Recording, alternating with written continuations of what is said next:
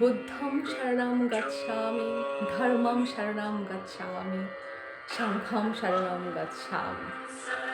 বুদ্ধ পূর্ণিমার সবাইকে আন্তরিক ভালোবাসা ও অনেক অনেক শুভেচ্ছা রইল। এই দিনটি, বুদ্ধ পূর্ণিমার দিনটি কোনো ধার্মিক অনুষ্ঠান নয়। এই পূর্ণিমা তিথিতে গৌতম বুদ্ধ নিজের মধ্যে বুদ্ধত্ব অর্জন করেছিলেন। দয়া, মায়া, করুণা, মমতা ওনার মধ্যে জেগেছিল। আর উনি বুঝেছিলেন যে কিভাবে আমাদের ভেতরে করুণার সৃষ্টি করতে হয়। প্রকৃতির প্রতি, পশু পাখি সবার প্রতি আমাদের করুণা ভাব, দয়া ভাব, মমতা ভাব।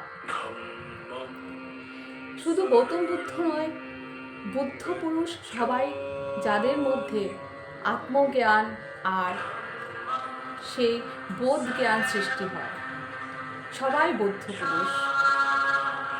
যুগ যুগ ধরে যারা মুনি ঋষিরা, যাদের মধ্যে সেই জ্ঞান প্রাপ্ত করেছেন, ওরাও বৌদ্ধ পুরুষ ছিলেন। আর এই যুগে যারাই এনলাইটেন হচ্ছে, সবাই বৌদ্ধ পুরুষ। সবাই বুদ্ধ পুরুষ হতে পারে, বুদ্ধের মতন হতে পারে। তাই আমাদের মধ্যে আত্মজ্ঞান জাগতে হলে আমাদেরকে মেডিটেশন বা ধ্যান করতে হবে। ধ্যান ছাড়া জ্ঞান নাই, আর জ্ঞান ছাড়া মোক্ষ প্রাপ্তি হয় না। তাই প্রত্যেকটা আত্মাকে, প্রত্যেকটা সোলকে এই জীবনেই সবাইকে সেই জ্ঞান প্রাপ্তি করতে হবে। আর আমরা কেউ বুদ্ধ ধর্ম নয়, আমরা বুদ্ধাত্ব অর্জন করব। আমাদের মধ্যে সেই বোধ জ্ঞানকে সৃষ্টি করব, জাগরুকতা নিয়ে আসব। যখন আমরা নিজেদের মধ্যে সেই জাগরুকতা নিয়ে আসি আর আমাদের মধ্যে সেই জ্ঞান চলে আসে, তখন আমরা সবাই বুদ্ধ পুরুষ, সবাই বোধি। সবার প্রতি মায়া, করুণা, সারা ব্রহ্মাণ্ডের প্রতি ভালোবাসা, সবার প্রতি আনকন্ডিশনাল ভালোবাসা।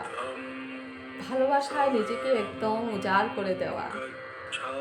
কেউ শত্রু নয়, সবাই আমাদের আপন, সবাইকে আপন করে নেওয়া, সেটাই বোধি পুরুষ। তো সবাই ভালো থাকবেন।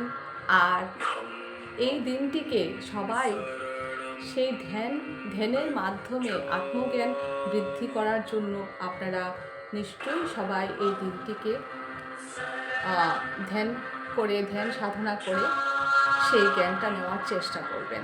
কারণ এত সুন্দর এই পূর্ণিমার দিনটি, এত পাওয়ারফুল থাকে ব্রহ্মাণ্ডের ঊর্জা।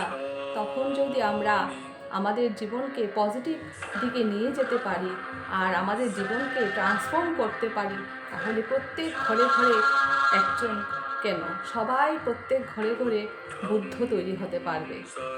আর আমরা চাই বুদ্ধের মতনই হতে, ঠিক না? সবাই আমরা বুদ্ধ। নমস্কার, সবাই ভালো থাকবেন।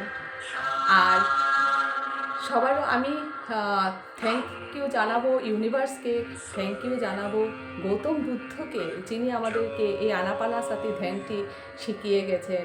আর ধন্যবাদ জানাই আমাদের সেই ব্রহ্মঋষি সুভাষ ভট্টি স্যারকে, যিনি PSSM-এর ফাউন্ডার, যিনি সেই জ্ঞানকে, সেই ধ্যানকে আমাদের অবধি এনে পৌঁছেছেন। থ্যাংক ইউ পিতামা, thank you, thank you, thank you সবাইকে। ধন্যবাদ।